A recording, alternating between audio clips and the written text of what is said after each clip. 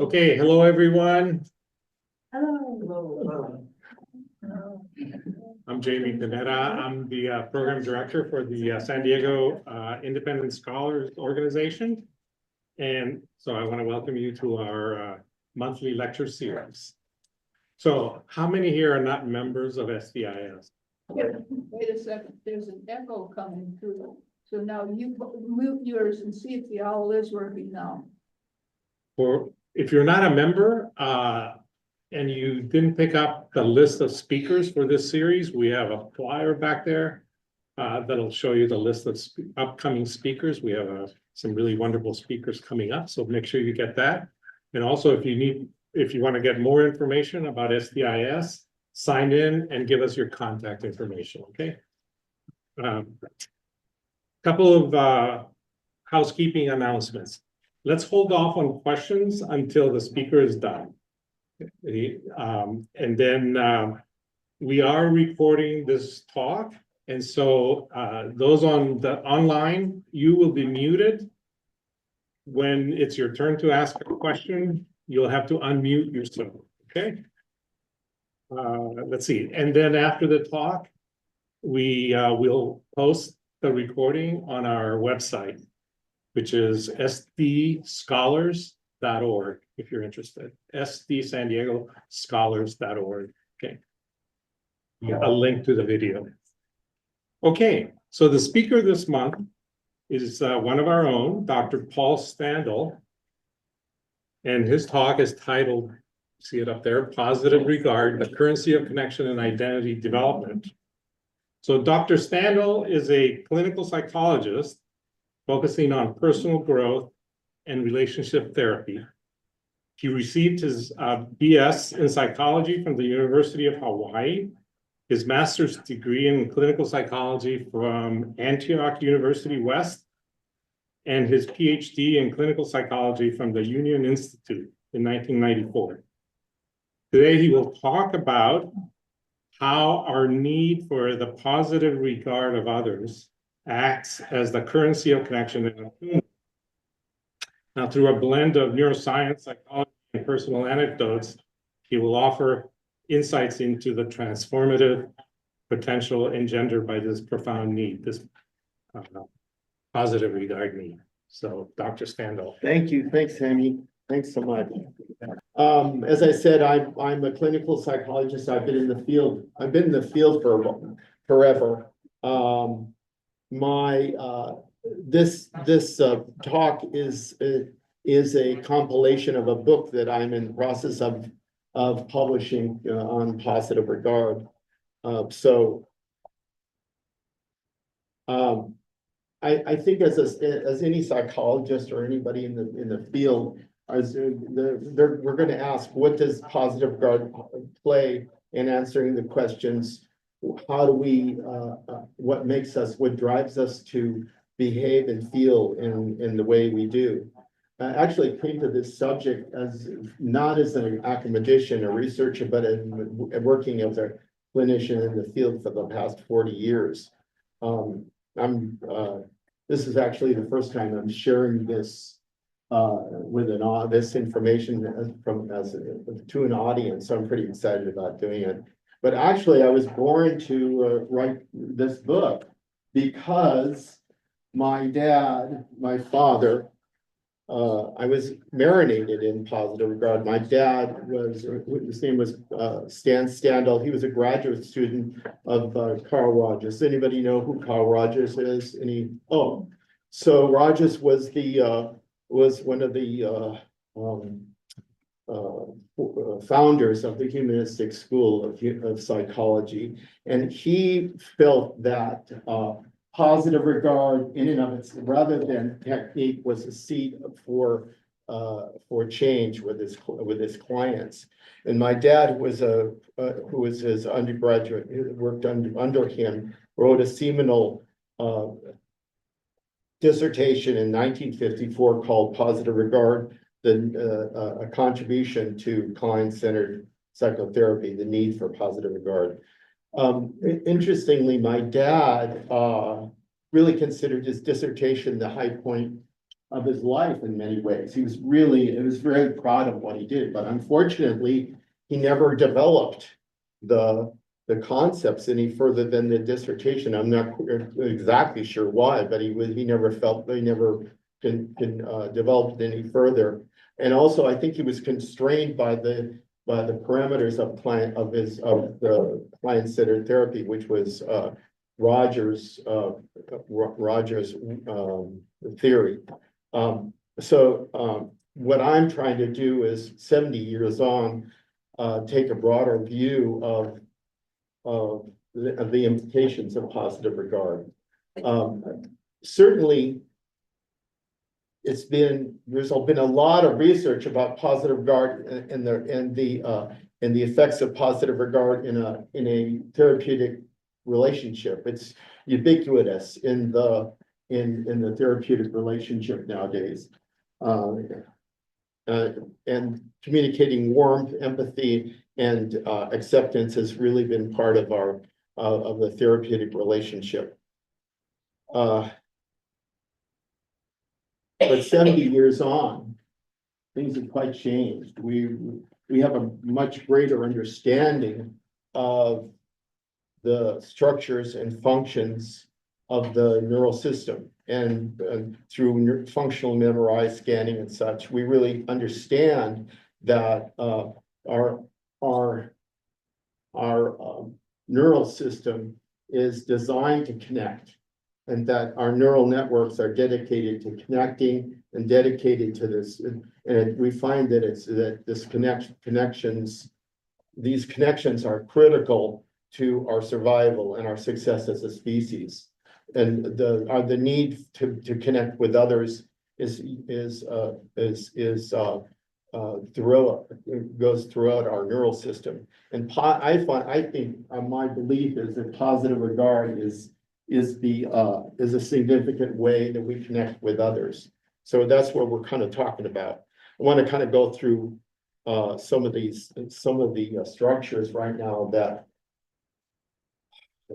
are implicated in this connection. How many of you know about are familiar with the amygdala, right? So most of us. So the amygdala is it's almond shaped, right? In the middle of it's in your limbic system. It's the smoke detector. It's a thing that assesses whether a stimuli, a relational stimuli, or any stimuli is threatening or functional. It's a smoke detector for fear. It helps us recognize emotional cues in others and crucial for social interactions. The other thing about the amygdala is that it's connected, very strongly connected with the hippocampus, which is a seat of memory. So it's always talking. The amygdala is always talking to the hippocampus about is this stimuli familiar or not familiar? Is this unique or not? Should I move towards this, or should I withdraw? And it actually speaks to a lot of areas in the neural system. One thing that the amygdala does, it produces what I call significantly primary affect. I call it primary affect. What primary affect is a preconscious response to a safe or threatening stimulus. Importantly, it happens nanoseconds before any conscious awareness of that stimulus or stimuli. So what it does is transactions of positive regard we stimulate both positive and negative primary affect through our autonomic nervous system, through the vagal nerve, and also it's expressed through what Jenlin used to call, or has called, body felt sense, that experience of feeling that you kind of have that comes from nowhere. The primary affect elicits the crisis response. So it elicits that fight, flight, or freeze process of crisis in it creates hyperarousal or collapse neurologically. It helps us defend our physical body. It helps us defend our emotional, spiritual, psychological body. It helps us defend our idealized sense of self. I'm just thinking about this, you know, as I'm talking, I'm kind of aware of, because I'm not a public speaker very much, I'm aware of the primary affect coming up as I, you know, getting a little, as I feel anxious, that kind of like the feeling of being, of vulnerability coming up. Another neural structure that's really important is the prefrontal cortex, which is involved with decision-making, social behavior, self-regulation, and social norms. It's our executive function up here and manages our responses in social contexts. As well, another area is the ventral striatum, which is part of the reward system, activates during positive social interactions, reinforces behaviors that strengthen our relationships. As you can see in this illustration, these parts of the brain are constantly talking with each other, constantly communicating with each other, and the consequences are distributed throughout our neural system. Another large area are the temporal lobes, which is a region back here that's important for processing information, understanding the perspectives of others, and it's critical for empathy and social cognition. As well as there's other areas, the temporal parietal junction, which is important for perspective taking, and understanding others' beliefs and intentions and feelings.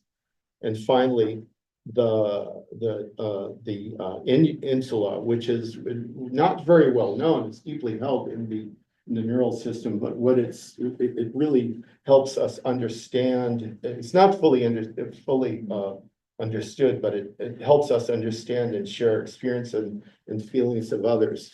So this whole neural network is involved with connections, with empathy with others, of finding empathy with others. It's distributed throughout our brains. The definition, Carl Rogers and my dad kind of had an umbrella definition of positive regard as the need to make a positive difference in another person's field of experience. And I segment a field of experience in two different parts. One is our personal field of experience, with which we are aware, the stimuli coming into us of which we are aware, and the total experiential field, which is all the other stimuli, much of which we're unaware of or consciously aware of. I kind of see it as the difference between our visual spectrum, which is only a portion of the broad electromagnetic spectrum that's coming at us all the time. We only see the visual spectrum, but then there's much more data and stimuli coming in from the total experiential field. To put a fine point on it, positive regard is motivated by our need to feel prized by another, to seek attention, to feel prized by another, to seek attention, to seek security and nurturance from another entity. It's critical for our survival. It's critical for our success as a species. And what it does is it signals, positive regard signals our ability to bind and attune with one another. It's a seed of empathy.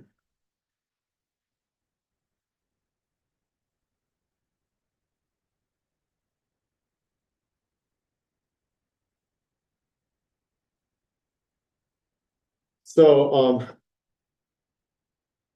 positive regard, the communication of positive regard rather challenging to get a grasp on, because it includes so many, it's such a broad spectrum of seeking and responding behaviors.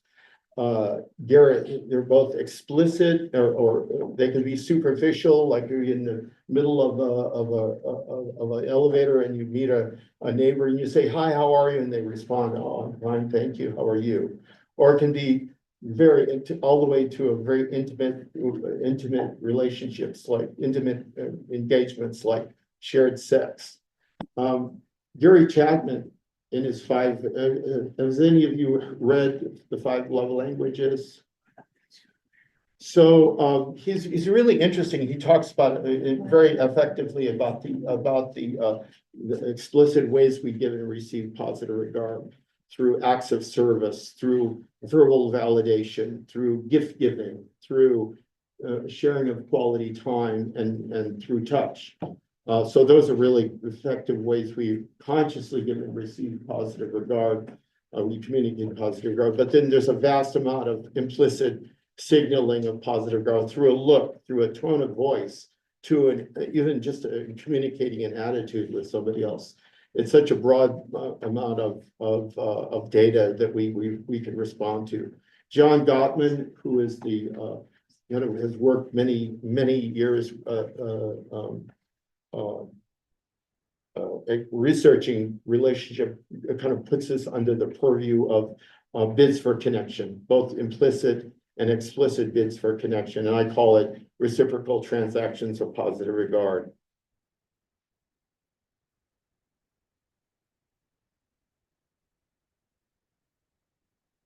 So positive regard is reciprocal.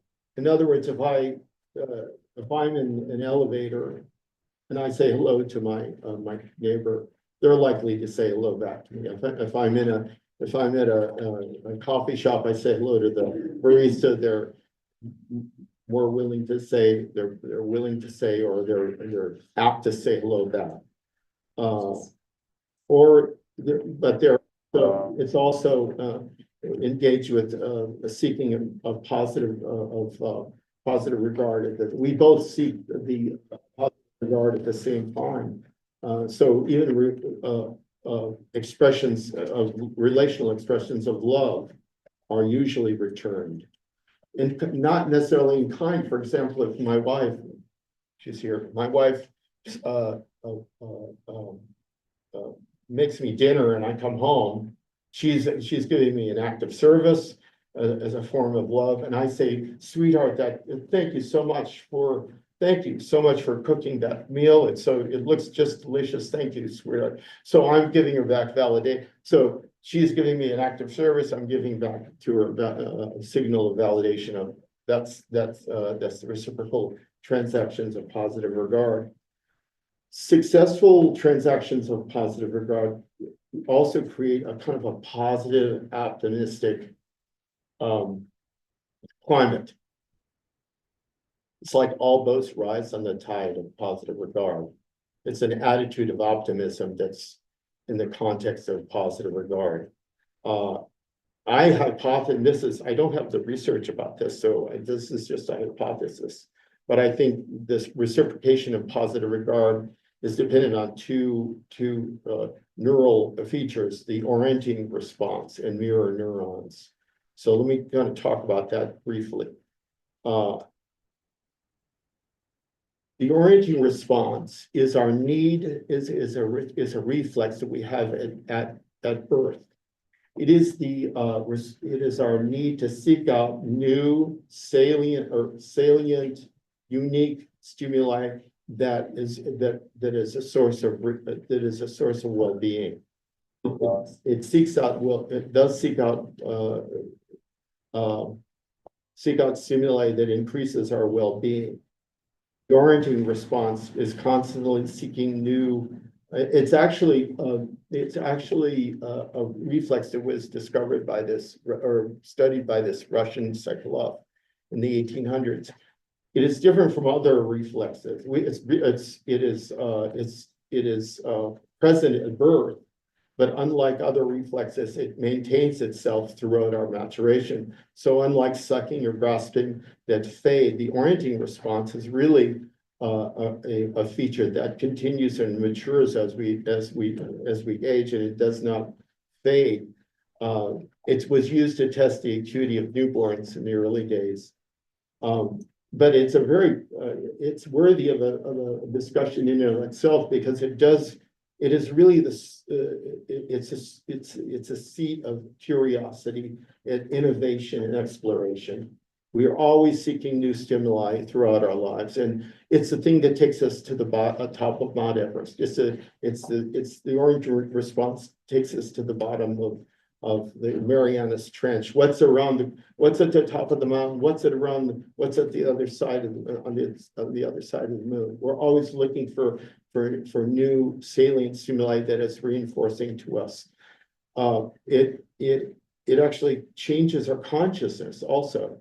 So, when new stimuli comes in, it kind of changes who we are as we seek new stimuli. So in any case, the orange response is always going into our environment, seeking stimuli that increases our well-being as a resource for well-being. Certainly, positive regard, the communication of positive regard is certainly increases our well-being, and it delivers well-being to us. But it does change our consciousness. A second neural structure are how many people have heard of the mirror neurons? Anybody? So mirror neurons are the things that fire when we're neurologically, when we mimic behaviors.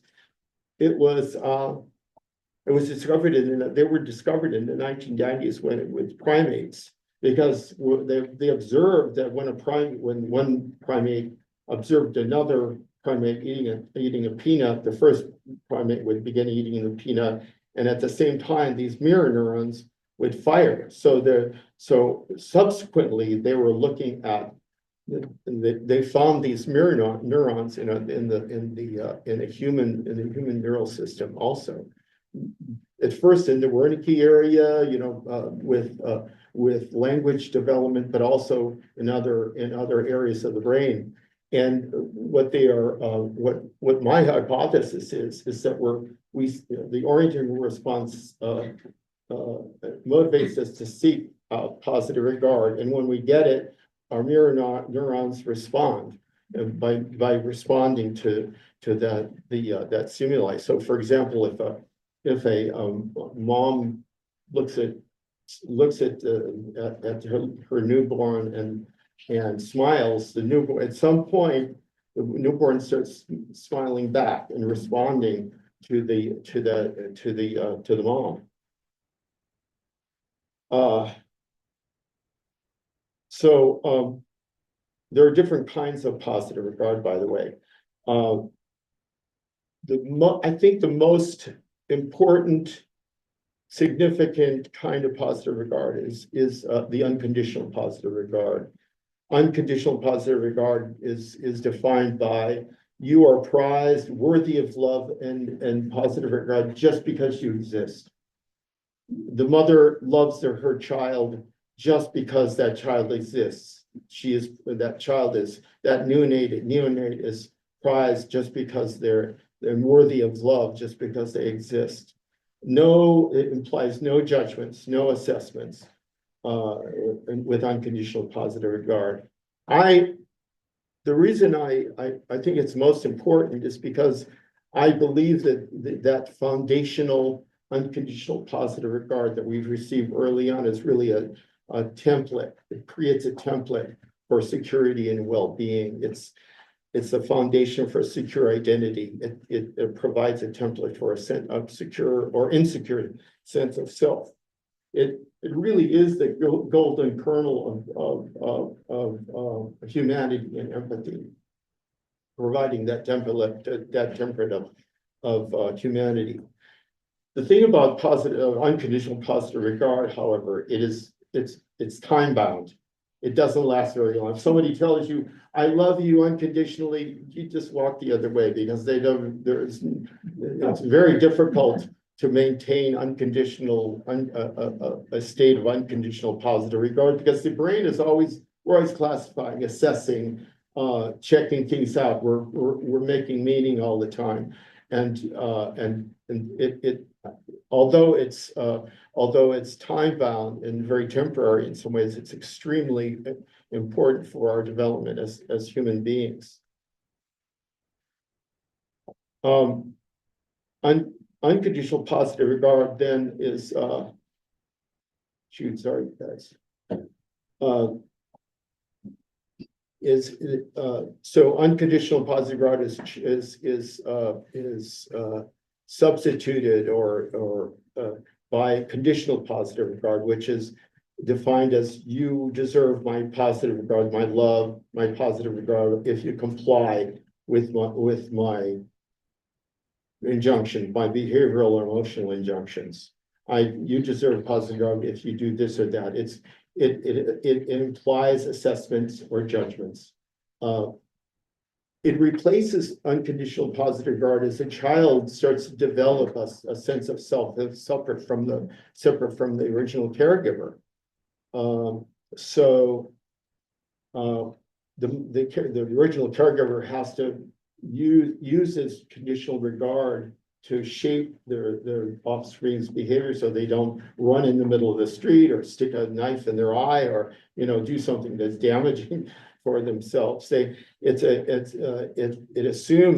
actually assumes that there's a foundation of unconditional love or unconditional positive regard present, but it becomes a potent operant reinforcer to foster rules of behavior and proper socialization.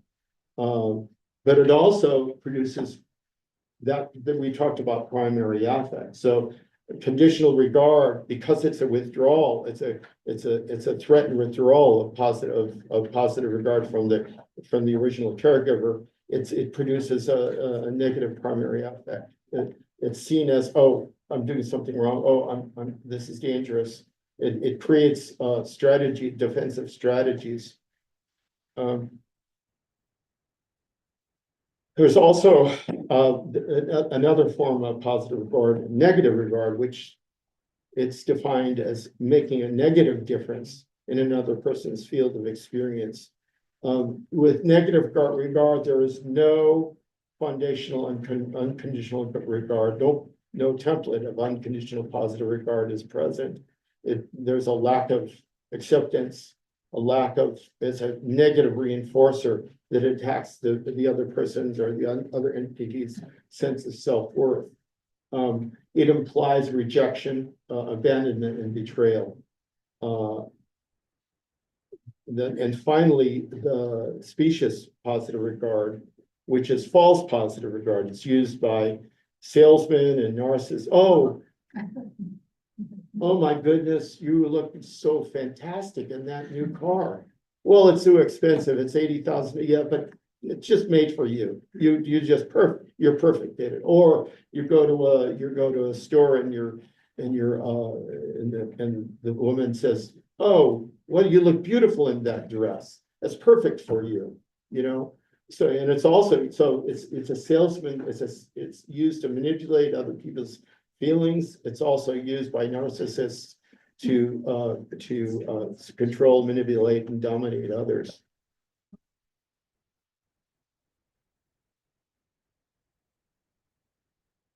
So the important thing about conditional regard is that the conditional regard interjects as a condition of worthiness, conditions of worth. Conditions of worth are rules of acceptable emotion and behavior. Conditions of worth shape our personality. They influence our values, our beliefs, and our attitudes. Examples of conditions that we interject are education is good, or homosexuality is evil and sinful, or good girls are seen but not heard, or good boys love sports like football or basketball, or and also hard work creates success. Those conditions of worth are interjected before cognitive maturation is fully developed. Our maturation is fully developed. They respond to primary affect that's in it, and they're held in kind of a state dependent preconscious state. So they're not really consciously available, although the early CWs are very consequential to our later behavior. They define our identity, how we define ourselves, and engage in our relational world. An example of that, a personal example of that, was when I lived in Chicago, and my dad was in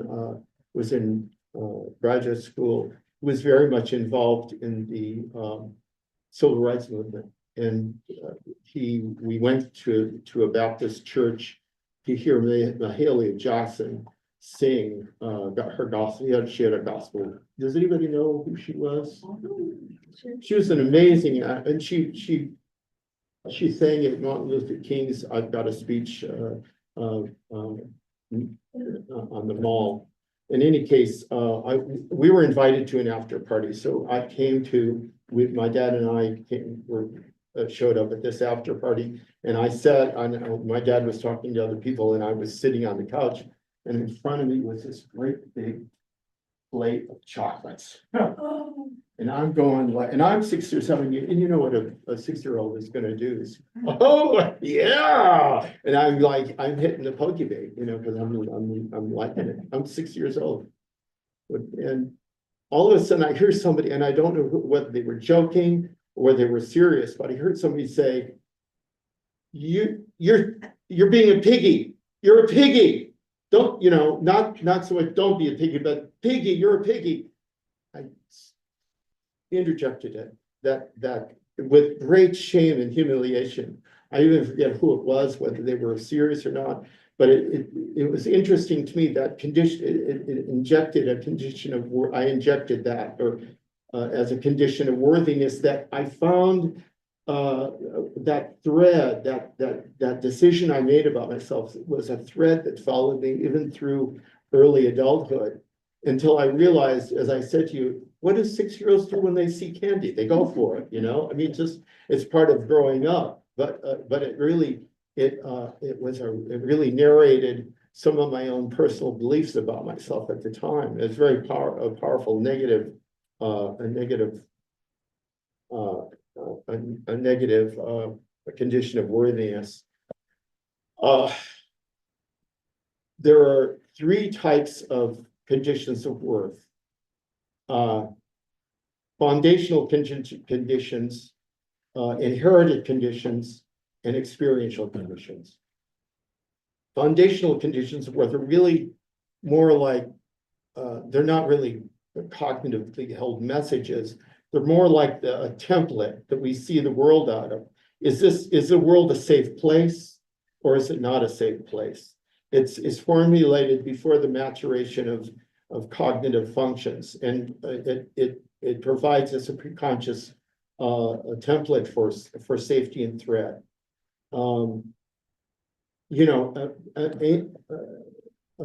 Bowlby and Ainsworth, who developed the theory of attachment theory, developed this quality of anxious attachments or disorganized attachments and such. My point of view on it is anxious attachment is driven by a paucity of unconditional positive regard, or the quality of the unconditional positive regard is not sufficient for that child. So then the caregiver becomes a source of anxiety for that child. It's a template. It becomes a template for anxious attachments. So that's most of that is preconscious or unconscious. Inherited conditions are inherited from the significant caregiver. And they influence our cognitions, our emotions and behaviors. They're actually interjections of the caregiver's own conditions of worth, their own attitudes, values, and beliefs. And they are interjected as our own. So for an example of that, when I had someone come into therapy, a woman came into therapy with me, and she had this terrible anxiety about using the toilet. She really had a difficult time. And she had this job in which she had to travel. So here she was traveling throughout the Western United States and just having just tremendous anxiety and problems using the restroom. And I kind of saw it as an obsessive compulsive kind of behavior to work at that way. But as we were doing some really deep work with her, kind of altered state work with her, she came up with this memory of herself driving across country with her family and stopping in a rest stop or a gas station in the middle of nowhere, and there was a porta potty next to the gas station. And so she got out and ran into to use the porta potty, and her mother came after her screaming, "Don't use that, that's dirty, you're gonna get dirty, don't do that." And she interjected that as obviously the mother had her own anxieties about using a bathroom, but she interjected that her mom's condition of worth, that through that experience, through that conditional regard. So we interject our caregivers. We inherit their values, their conditions of worth, their self-regard complex through by those examples. That's an example of that. So anyway, to go on with that. So we started working with this. She realized that where the anxiety was coming from. She kind of identified that she wasn't really dirty. The toilets don't necessarily need to be dirty. She kind of, in a sense, she reinterpreted and reassessed the past inherited condition of worth to incorporate stimuli that didn't no longer fit her experiential exigencies of the relational environment, I call it. So this is an example of this third condition of worth, which is a reinterpretation of inherited conditions. Another example of that would be a young man who was, and this is actually happened.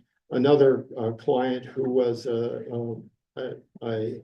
guy who had been brought up in a very evangelical background, where homosexuality was a sin, and the message, the condition of worth was, if you're going to go to hell if you're queer. And so he was both afraid to come out of the closet, afraid of his internal feelings that were going on. He finally found that he moved away from his family of origin.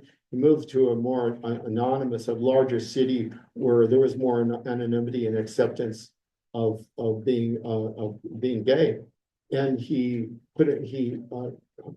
connected with like-minded groups of people who acknowledged and reinforced his gender decisions, and eventually he was able to incorporate a new reiterated experiential condition, in which he was, I'm okay just the way I am. I'm acceptable just the way I am. So it was a reinterpretation of a past inherited condition of worthiness.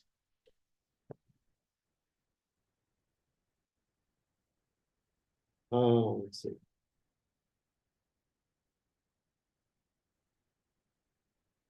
Oh, Excuse me, way down here. Hold on.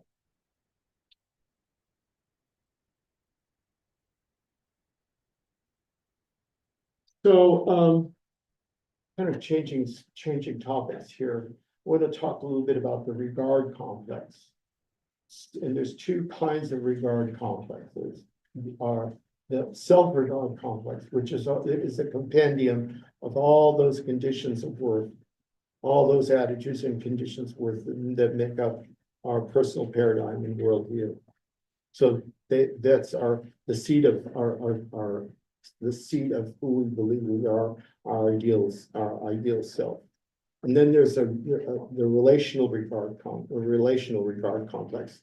And a relational regard complex is made up of all those that you have with another significant other. That and every time you have a transaction of positive regard, it's like a thread that's going across the loom of your life, of your relationship, and it creates a tapestry, a pattern that's unique to that in a relationship. I call it a tapestry of love or a tapestry of regard. And we actually create regard complexes. It's a very powerful pattern of behavior. We have regard complexes with our intimate others, but we also have regard complexes at a distance too. So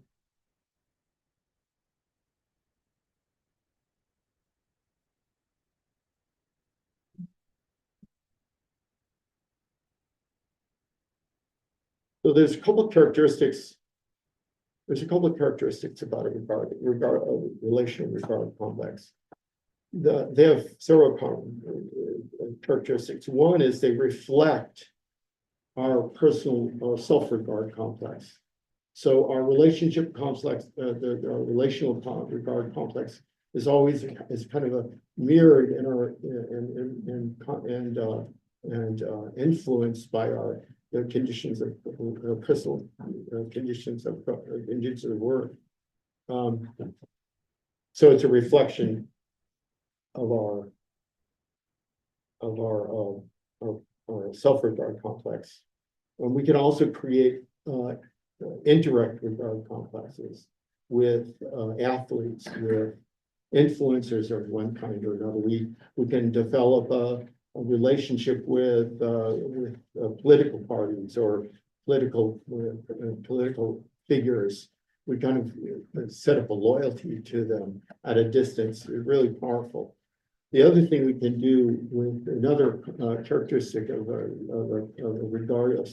regard complex is our ability to create composite significant others. So that is that composite significant other is our ability to project onto somebody else the relationship we had with our original caregivers. And we can do so they really it's almost like we're reparented through these composite significant others. Religious examples are religious affiliations. Our Alcoholics Anonymous, different kinds of utopian groups that we belong to, being volunteer organizations we belong to, all reinforce pro-social aspects of our self-regard complex. But there's a downside to that, and that is we can also create loyalties with the maladaptive groups like gangs, cults, conspiracy groups, and that that really address our aspects of a maladaptive self-regard complex.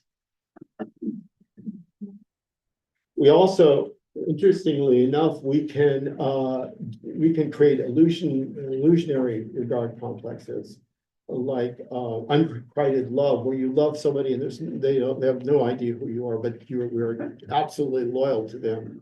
And also it's kind of at the extreme, we find people stalking other stalkers, where they have this illusionary love, that this love is coming, they're away from somebody that's not, that they have no relationship with. So another, I also like this idea of, I call it bank shots or carom shots, where, and you guys probably noted this, where you go to a party with a friend and that friend meets a friend of his or hers, and it's almost like you can transfer a regard complex to that third person. They're like a ready-made relationship. It's very interesting. So that's a carom, I call that a carom shot. Oh, but the downside of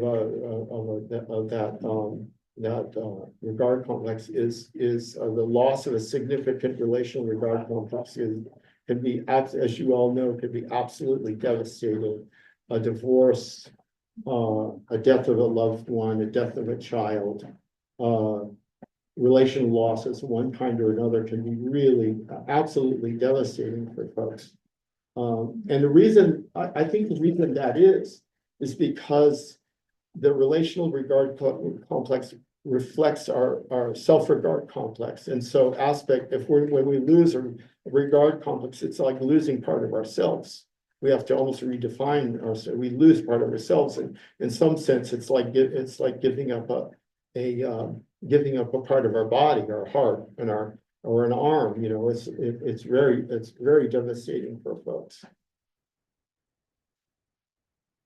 There's adaptive, and I want to talk a little bit about adaptive and maladaptive conditions of worth. They can produce adaptive and maladaptive consequences. And I just want to, and this is another example with my dad. When we lived in Chicago, we lived by the University of Chicago, really close to Lake Michigan, and my dad wanted to teach me how to swim. And so what he did was we went to Lake Michigan, and he dropped me in the water next to the shore, next to a quay, where it's a little bit deep. It's like a wharf, and he put a rope around my chest, and he would go like, okay, and drop me in the water. He'd go, okay, sweetheart, you can do it. Come on, paddle, you can do it. Okay. And if I flagged, he'd lift me up. Okay, you're doing fine. Keep on. Well, it was just an amazing, it turned out to be an amazing experience, because the outcome of that was the interjection of a condition of worth that I am safe in the water. I'm safe. The ocean and the water is my friend. Lots of people are anxious about the ocean, about the water, but that experience of his reinforcing my comfort, reinforcing my capability was it just followed me throughout my life. On the downside of that, so that's an adaptive condition of worth, interjecting an adaptive condition of worth through an experience like that. But also, they can of course be maladaptive. I had a client, or I even still have them, very, very successful man, very capable, responsible, effective person, successful in his life, but with problems. Like he had alcohol, struggled with alcohol, struggled with his ability to function with his employees, always distrusting them and just trusting his having to be successful no matter what, and take care and be. It was almost like he was an island unto himself. He didn't trust anybody to take care of him. And we were doing some deeper work with each other, and what popped for him was this memory of him being on the side of the road, hitchhiking in the rain. And he was on his way to hitchhiking to school in the rain. And evidently his mom and his dad were either unavailable or unwilling to take him to school. So he's in the rain hitchhiking. And as he was he was in the rain, and what came to him was, no one's going to take care of me. I have to take care of myself. I have to be capable and responsible myself. Nobody's going to do this for me. I can't trust anybody to take care of me. And that maladaptive condition of worth that he interjected from that experience has lasted. He never trusted anybody. He couldn't trust anybody. He couldn't trust his parents. He couldn't trust his employees. He couldn't trust he couldn't trust himself in some ways. It was so. I mean, working with this was really it mitigated a lot of his. Interestingly, it mitigated a lot of his maladaptive behaviors. He's actually right now he's sober. He's in recovery. He let go of his relationship, but he's become a fantastic, wonderful dad to his two children. So, but it's still a work in progress. You know, it's interesting. But the maladaptive conditions worth can accentuate kind of narcissistic components. We all have these. We all have these parts of ourselves that we're trying to project ourselves with. And narcissists really have this this overarching need for positive regard. They're like an empty vessel that you keep feeding, to try to feed positive regard to, and they're never filled. They're always seeking a leg up with people. They also, maladaptive conditions of worth also act to increase our vulnerability to conspiracies and misinformation, because with maladaptive regard complex, regard conditions, you're always misinterpret stimuli as dangerous. The amygdalas, you're more liable to get amygdala hijack when you have a maladaptive condition where they're always looking for what's wrong out there. You know, what's wrong out there? What do I have to do to defend myself? They're always in defensive mode. So they're vulnerable to conspiracies and misinformation. They also have a tendency to look to others to be the source of good, because sometimes they don't trust their original caregivers to provide that source of good. So they're always looking for the strong man or the strong woman or an idealized other outside of themselves to allow them to feel comfortable with themselves. They also, the maladaptive conditions also lead to this feeling of isolation and loneliness. So in general, my hypothesis, and this is actually a hypothesis, I don't have the research, but I would believe that this epidemic of mass shootings that we have, that people that are filled with vengeance and retribution and perceived wrongs, or they come out of these maladaptive kind of conditions, these maladaptive conditions of worth that they provided. They lived through. And here I am. You probably saw that. Here I am. This is in Tourmaline. You guys, anybody know where Tourmaline is?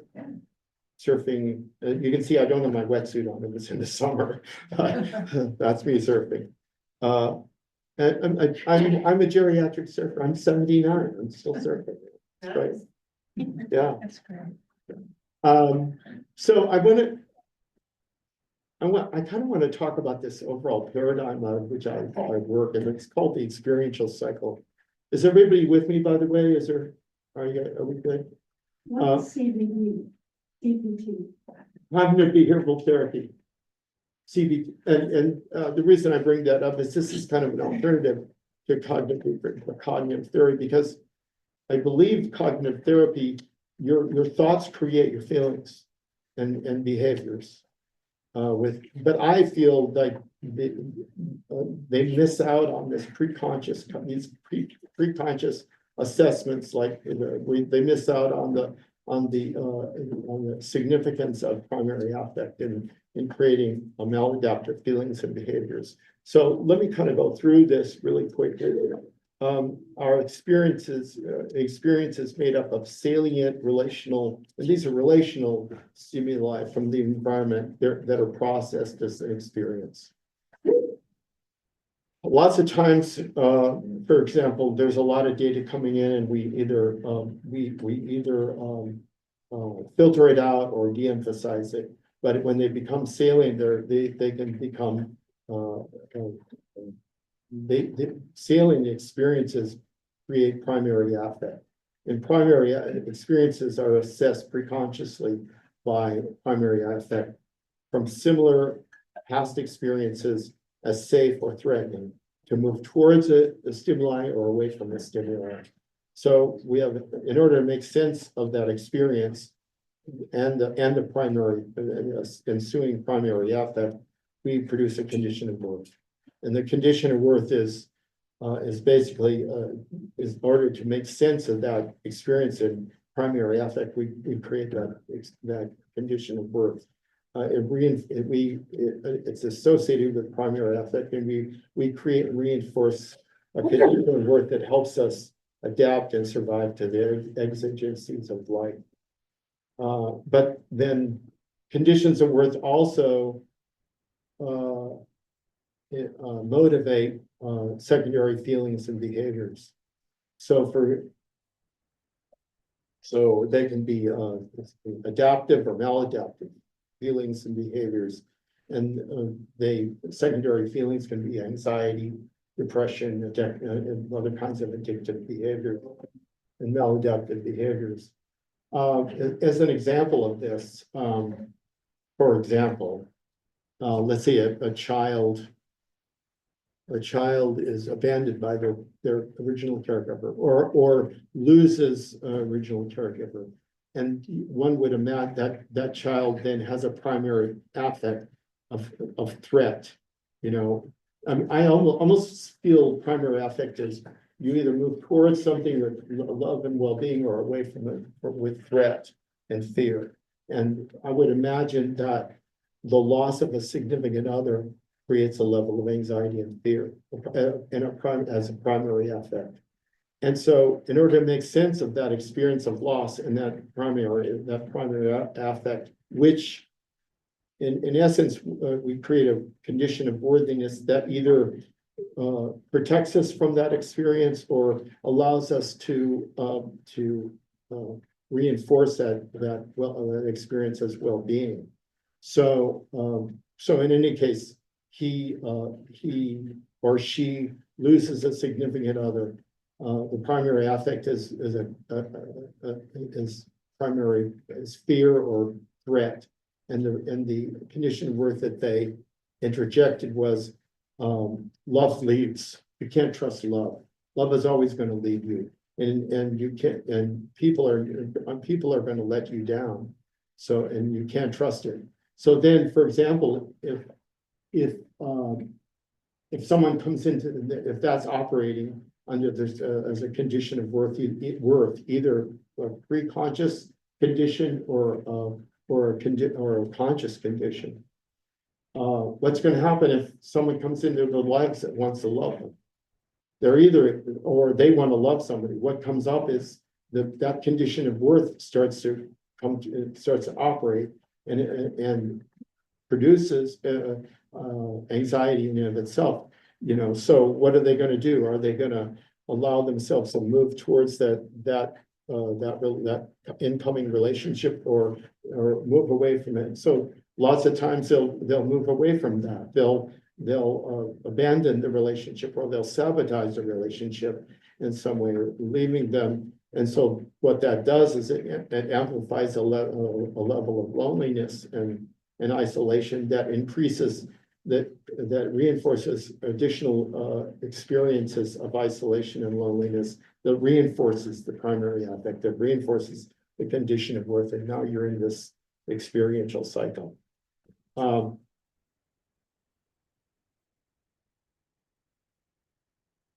So I believe that change, you can access that experiential cycle at any one of those nodes. You can access it at the experiential level, at primary affect level, at conditions of worth level, or in secondary feelings and behaviors. See, when people come in, let's say when they're coming in to see me, generally people are complaining about secondary feelings and behaviors, addictions or depression or anxiety. So they come in with secondary feelings. So you can access that the experiential cycle most likely from secondary feelings and behaviors, but also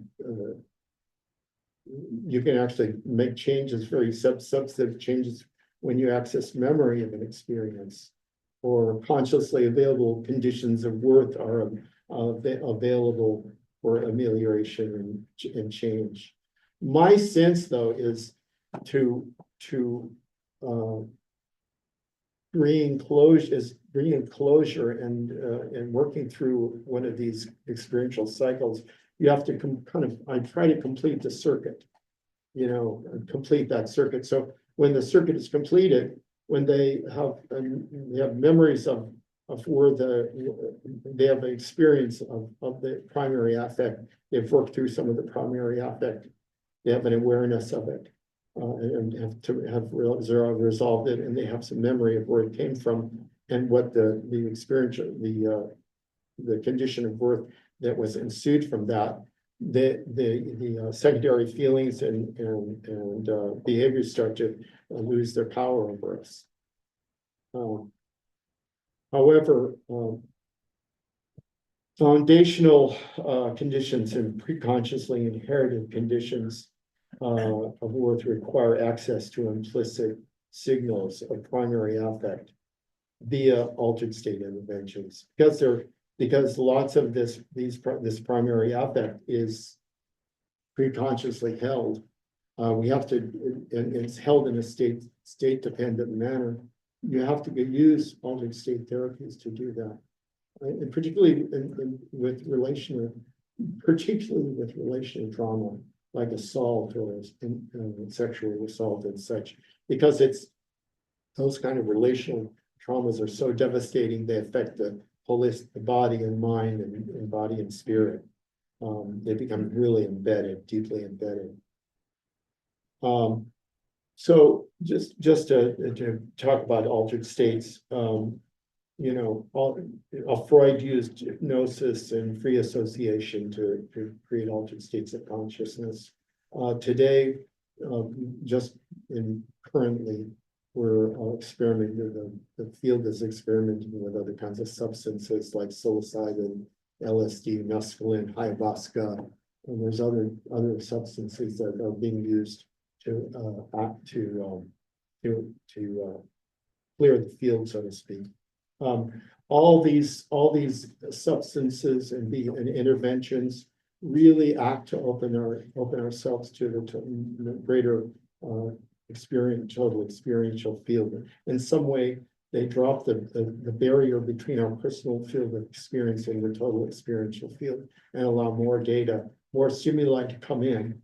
And my personal feeling about psychological health is the more data that you can allow in and process, as the healthier you are, accurate environmental stimuli, the healthier you are psychologically. So it's sort of like my sense about this is the more you can open up your experience, open to the total experiential field, to allow more data in, the better you are, more flexible you are as a human being. I kind of want to go back and talk about a personal experience of mine, if you don't mind. I when I was like 14 or 15 or 16, I guess, my father was experimenting with LSD and psilocybin and mescaline, because he was experimenting with that in helping people resolve their addictions, which at the time they were finding that it was helpful for overcoming addiction. At the time, I was really suffering with social anxiety.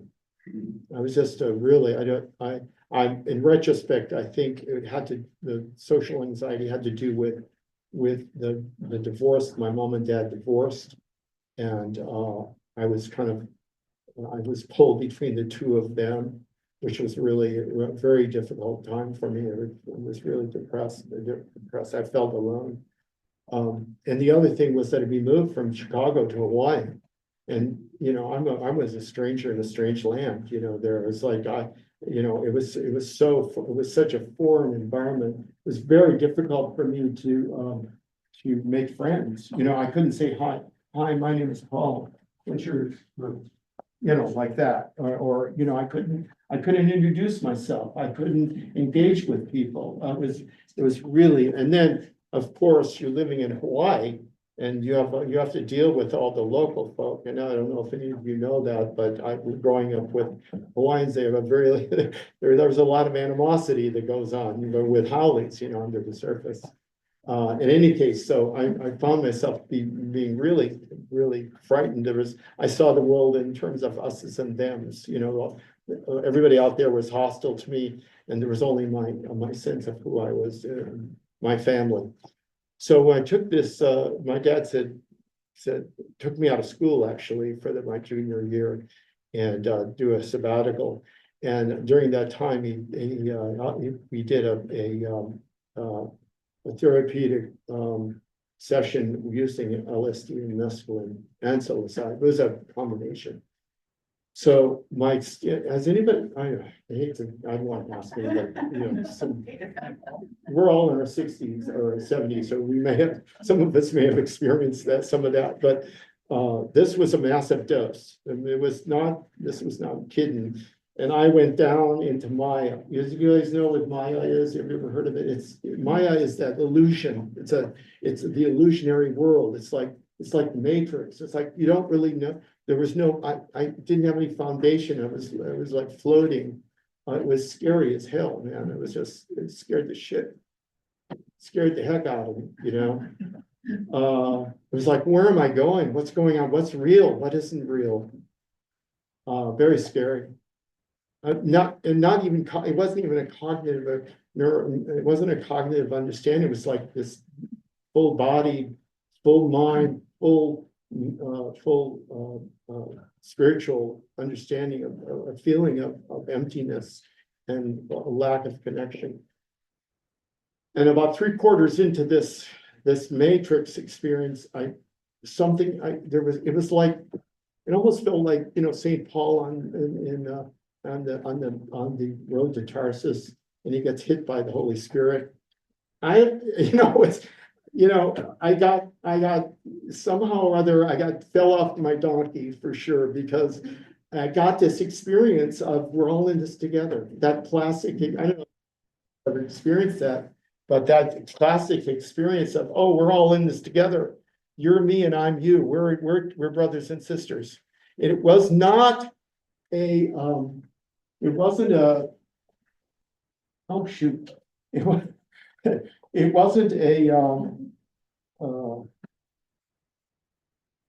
a cognitive experience. It was a full body, emotional, psychological, spiritual experience of oneness, that we're all in this together. It was a very powerful experience, and actually changed my life, because when I got out of that session, as part of the session at the end of, what really is important in life? And what came to me, what is really, the only thing that's really real is our relationships and the love we have for one another. That we really needed, that our purpose here was actually to connect with others. It was really interesting. It was more than a cognitive or understanding of it. So as a consequence of that, I really felt it kind of led me on my current path, because I was going one way and then the switch flipped and I went in a totally different direction. I was going to be an oceanographer. I was wanting to be an oceanographer, and then the next thing I was following my father's footsteps, becoming a psychologist. with this idea, this underlying idea of integrating and diversity. And that we're all one. And actually that's actually where I come from. Is it 3 o'clock when we? Oh, we have time. Okay. I'll move this along. I'm sorry, you guys, being long-winded, sorry. In terms of working with relationships, which is really the Hawaiian word is kuleana, means my space, my way, my path. The goal is to restore the free flow of positive regard that approaches unconditional and relational regard complexes. That requires understanding that pattern, understanding the tapestry between two people, and deconstructing that tapestry when needed. And the other principle is that for me is understanding the incongruent conditions of worth that people that drive discord and drive explicit and implicit discord between people. My principle here is that all relationships are a balance between and is a rebalancing between these 3 parts of a relationship. My needs, wants, and desires, my inner world, my self-regard complex, my partner's needs, wants, and desires, her inner world, her self-regard complex, at the same time reinforcing and nurturing the we. So it's a balance between these 3 parts, the I, the you, and the me. And it's a really dynamic. Sometimes I need more. Sometimes a partner needs more. Sometimes we both need we need more we need to reinforce our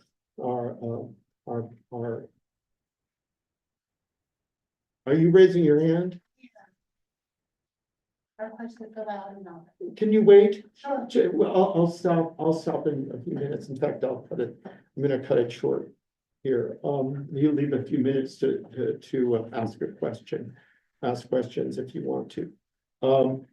So anyway, rebalancing our personal regard complex create unmet expectations and needs that stimulate negative primary affect, increasing hyperarousal, protest, and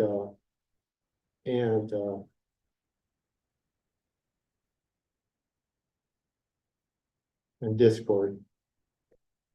The other thing that I just want to mention, give us some time to ask questions, is the regard complex.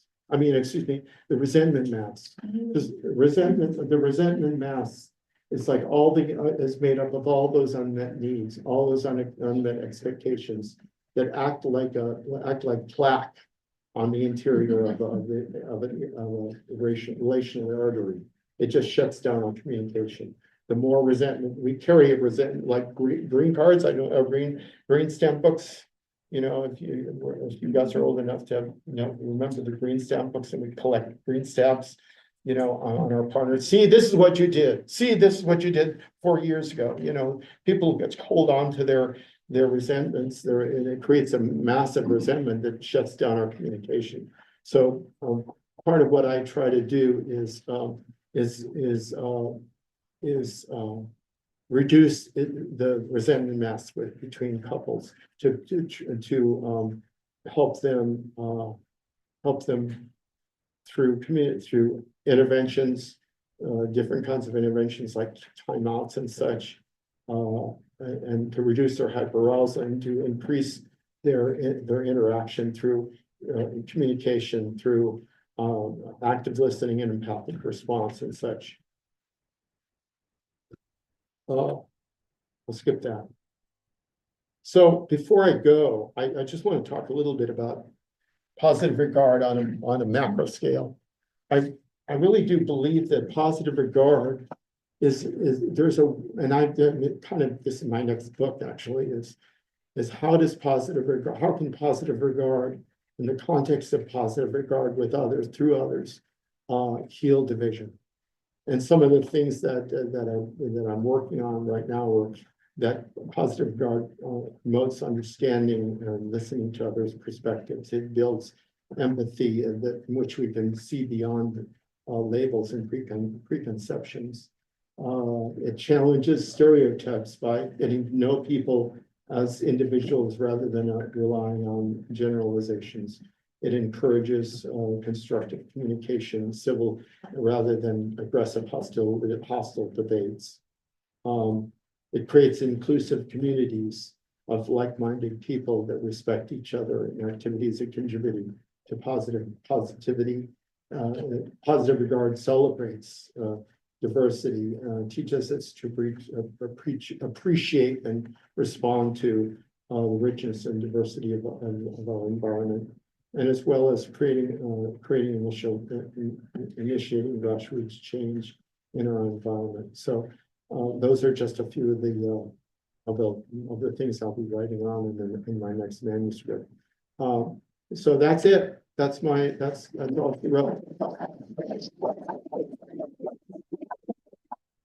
all. I know we're kind of at the end. Would anybody, do you want to ask, anybody have some questions? Did you have a question, Jim? Yeah.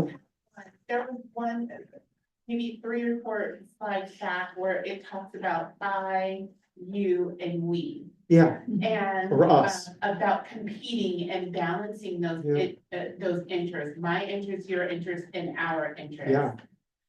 Does there have to be a clear understanding between the parties involved? Because me, for example, I may understand the importance of accepting someone unconditionally. Sure. And not attaching my values, not attaching where I come from, although my history is my history, I am what I am. Mm-hmm. But is it important for us to have an understanding that we want to have a mutually respectful relationship? Or can I just insert myself and apply those standards as an individual? And I'm asking that because I was having a conversation with my mom earlier, and she comes from her perspective, I come from my perspective, and I wanted to leave room for her to be able to express herself without resentment, animosity. And I allowed her to speak, but then when it was time for me to speak, she only let me speak for 2 seconds. And she told me, you always want to be right. And then I said to her, I said, Mom, I apologize if you perceive me as being a know-it-all or being righteous all the time. And I do not mean to give you that impression, and I don't really know where it comes from. I said, but I apologize because I really want to have regular conversations with you. Mm-hmm. And she said, it is what it is, you're just that way. That was like a moment for me to shut down. Well, it's tough, isn't it? It's really tough. Yeah. Listen to what she had to say and moved on and tried not to judge her because she's coming from her perspective, but that could be my mother, it could be anybody. Absolutely, yeah. Yeah, So that understanding of this is where I'm trying to go. yeah, the in my problem, life. I understand, it's really trying to understand the other person's point of view is really complex. That's kind of why I get the big bucks. I'm the guy who moderates that kind of thing. A good family or relationship therapist is a person that highlights and allows the other person to it's kind of a referee. Because what happens in your situation is we all have these implicit conditions, She has probably, she sees you as a very strong personality that she has to push against that in some way. Maybe just she doesn't feel okay herself, and she has to make sure that you feel like she's okay. Here's the thing, any experience doesn't produce one kind or that experience and primary affect. People interpret that experience and those primary affects in very different ways. Those conditions, it's dependent upon our disposition, it's dependent on our experiences. It's very complex, and she may be holding preconscious conditions that she's never even heard. Nobody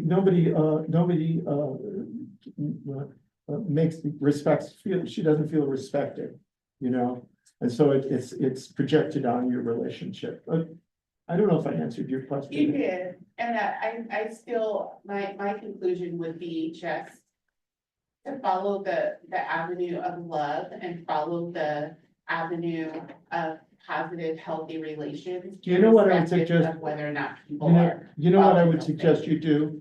You do some journaling, write a letter of all, these are the things that you've said, done, or something about you for which you deserve my love and positive regard. And you write, you kind of author, all narrate to her and send it to her. All those incidents of why I love you, why is it that you're deserving of love for me? And the question is, here's the question. The question is, these are the things that I've said. These are the things you've said, Mom, these are the things you've said, done, or something about you for which you deserve my love and positive regard and respect. I like And you that. just write the shit out of it, and you know, until you get to the end of that.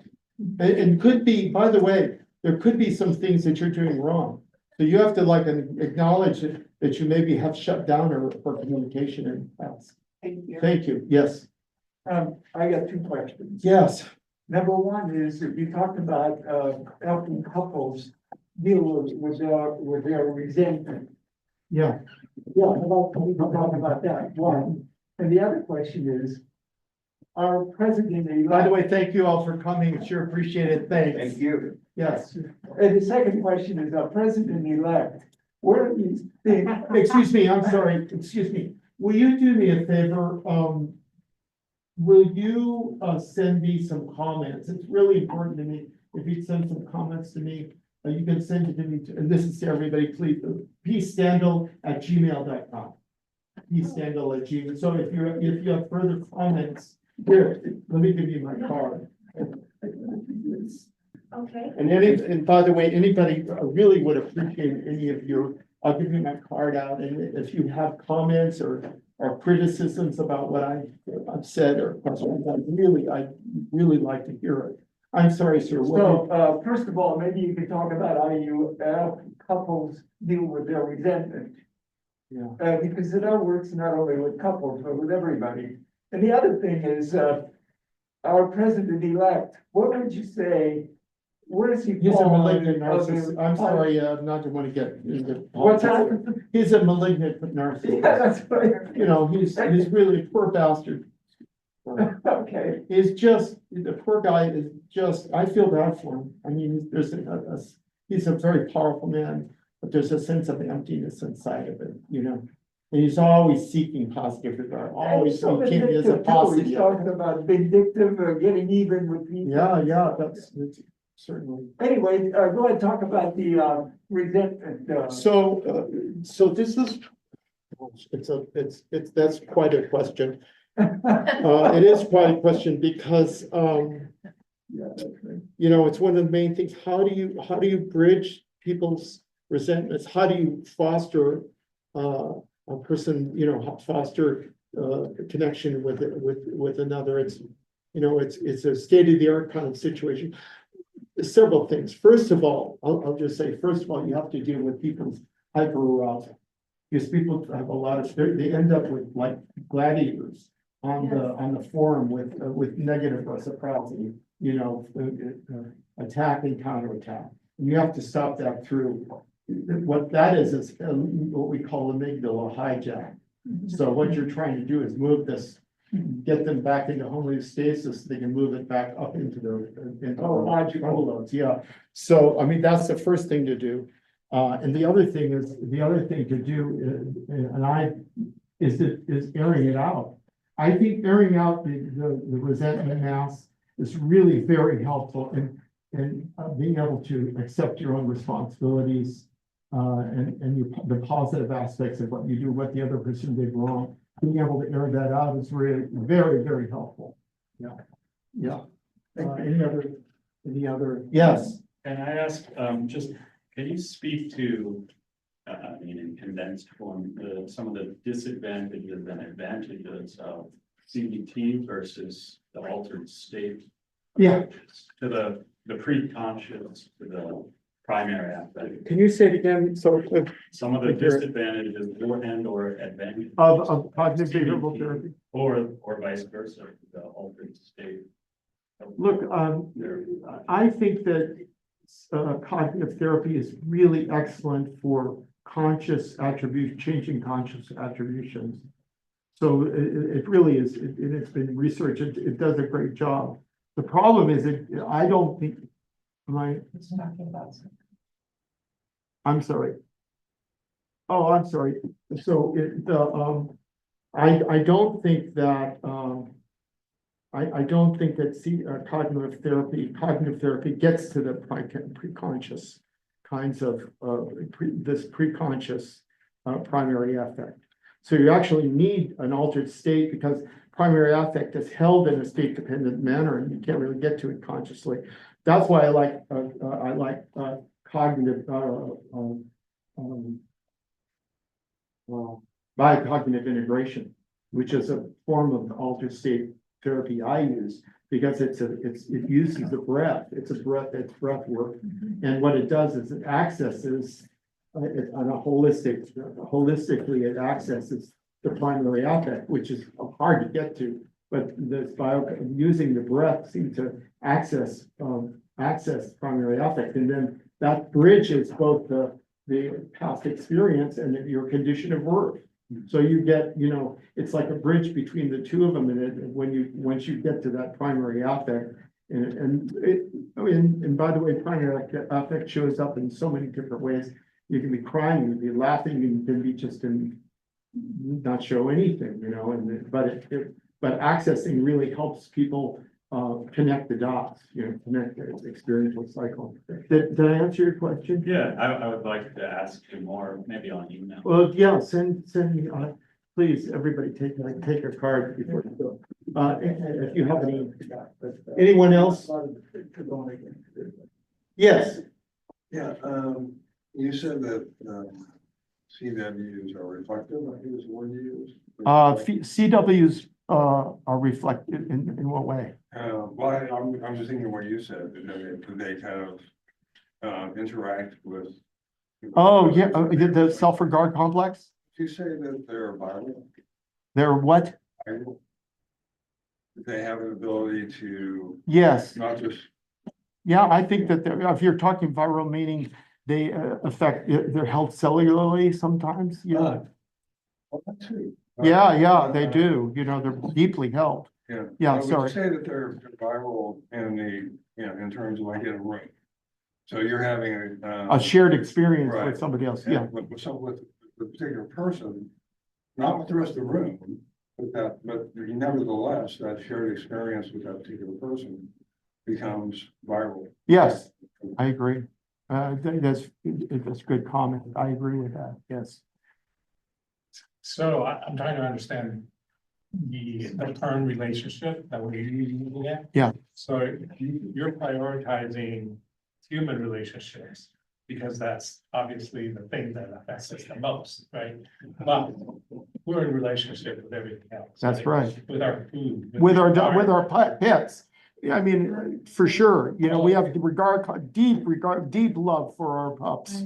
Yeah, our cats, yeah, sorry. So that's similar then to, I'm interested in Buddhism, and in Yeah. Buddhism, there's this concept of emptiness, which mainly says that nothing has an inherent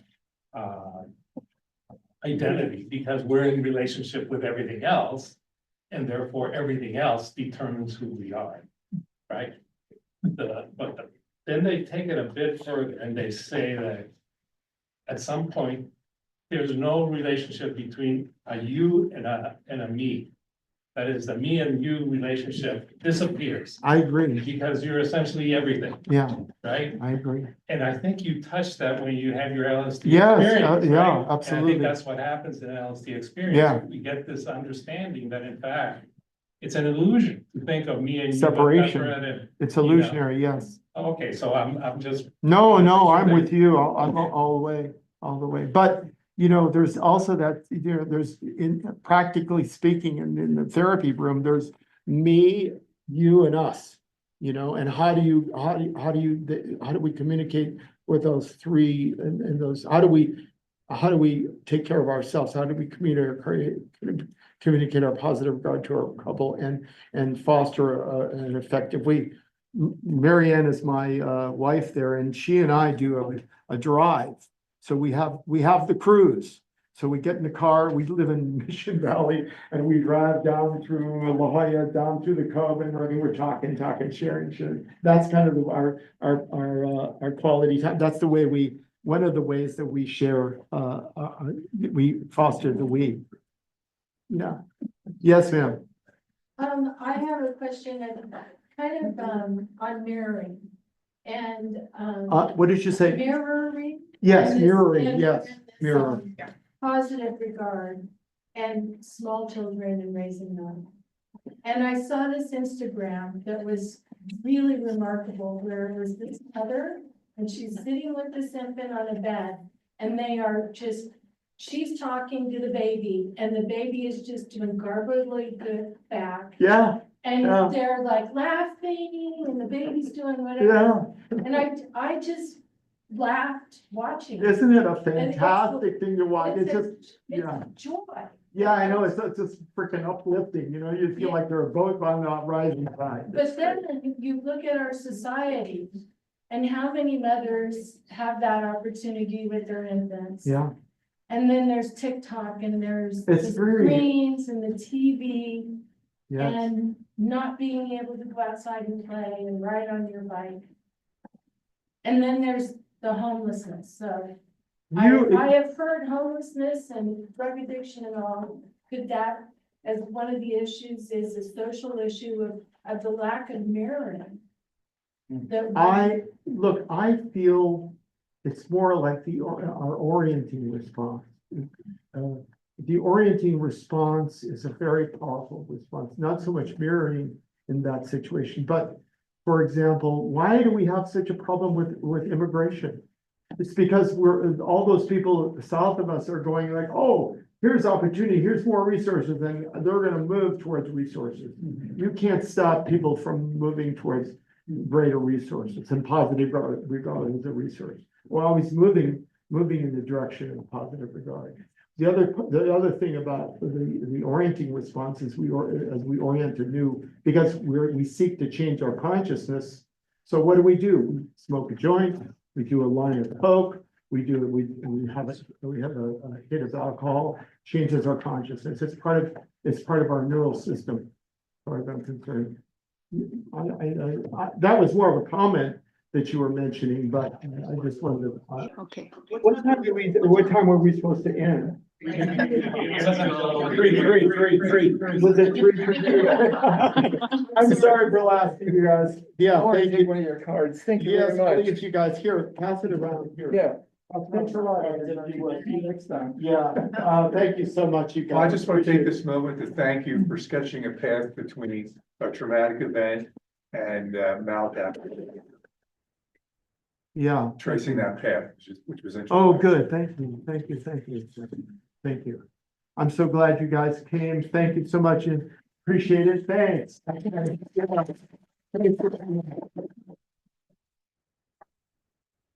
Yeah, and please, take my card, and I would really appreciate either your comments as well as criticisms, if you will, or questions. It'd be very helpful. Thank you so much, you guys. Thank you so much. My name's Ethan. Oh, thank you. It's so nice to meet you. I would love to get, I'm going to get, Sure.